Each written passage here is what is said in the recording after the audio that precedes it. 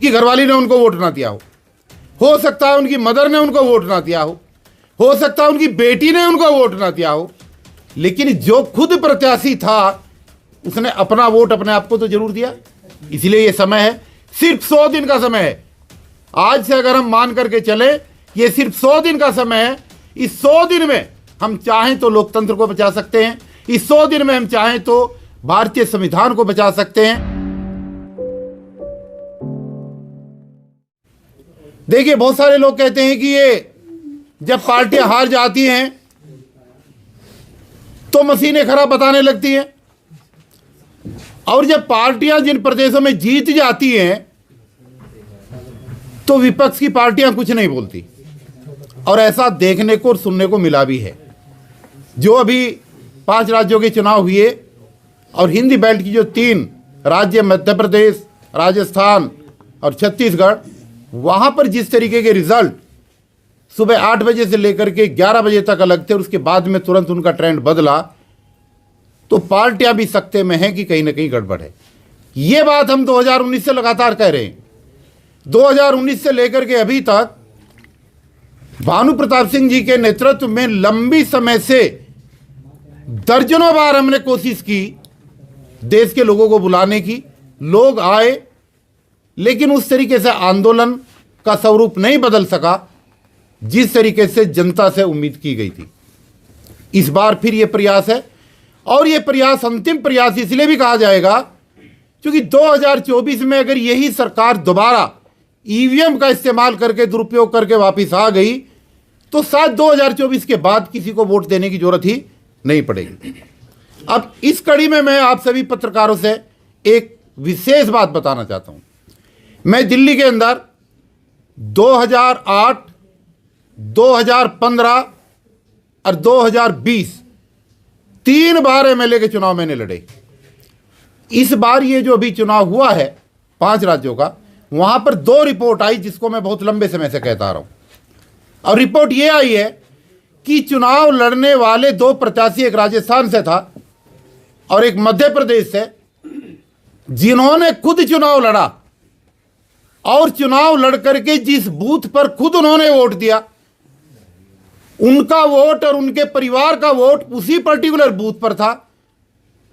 भाई, हो सकता है उनकी घरवाली ने उनको वोट ना दिया हो सकता है उनकी मदर ने उनको वोट ना दिया हो सकता है उनकी बेटी ने उनको वोट ना दिया हो, लेकिन जो खुद प्रत्याशी था उसने अपना वोट अपने आप को तो जरूर दिया। और अपना वोट देने के बाद उस पर्टिकुलर बूथ की जब काउंटिंग हुआ और रिजल्ट आया तो उस प्रत्याशी का वोट वहां पर 0 निकला। अब सोचने वाला विषय यह है देश की जनता को जो कहते हैं कि ये सब गड़बड़ है, कि अगर चुनाव लड़ने वाले प्रत्याशी को खुद का दिया हुआ वोट मशीन ने किसी और को दे दिया, तो ये देश की आधी आबादी की जो अनपढ़ जनता गांव देहात में रहती है और वोट देती है, उसका वोट कहां जा रहा है किसको पता है? या पढ़े लिखे लोग भी हैं, उनका वोट कहां जा रहा है किसको पता है? इसका मतलब यह है कि सरासर तौर पर ईवीएम के अंदर धांधली है, डकैती है।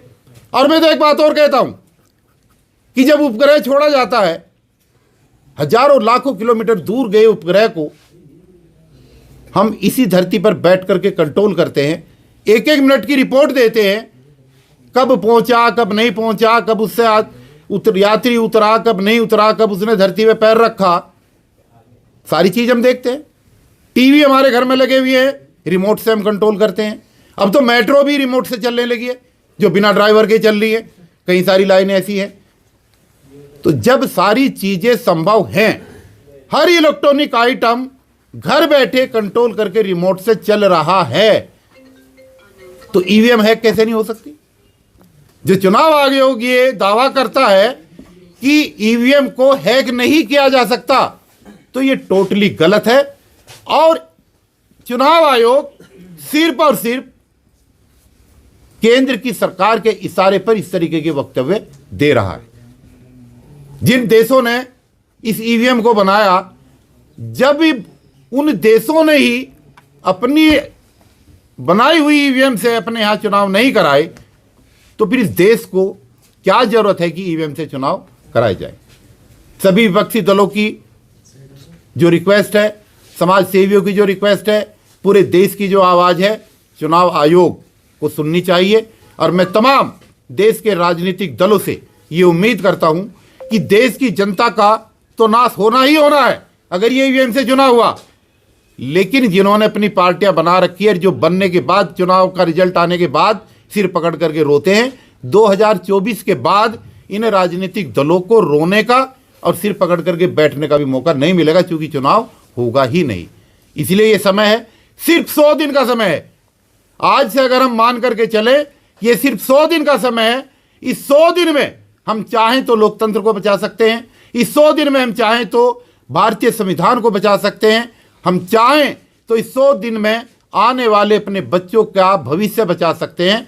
और अगर ये 100 दिन हमने खराब कर दिए, अगर देश के बुद्धिजीवियों ने, देश की जनता ने, यहाँ के राजनीतिक दलों ने, उनके नेताओं ने अगर 100 दिन खराब कर दिए और ये सोते रहे, तो फिर जागने का कोई फायदा 2024 के बाद नहीं होगा।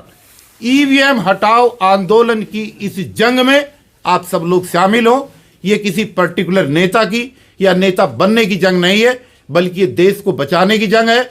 और जो लोग भारतीय संविधान के लिए संविधान बचाओ मोर्चा बना करके काम कर रहे हैं, संविधान कोई पुड़िया नहीं है कि उड़ा जा रहा है और आप रोक लेंगे।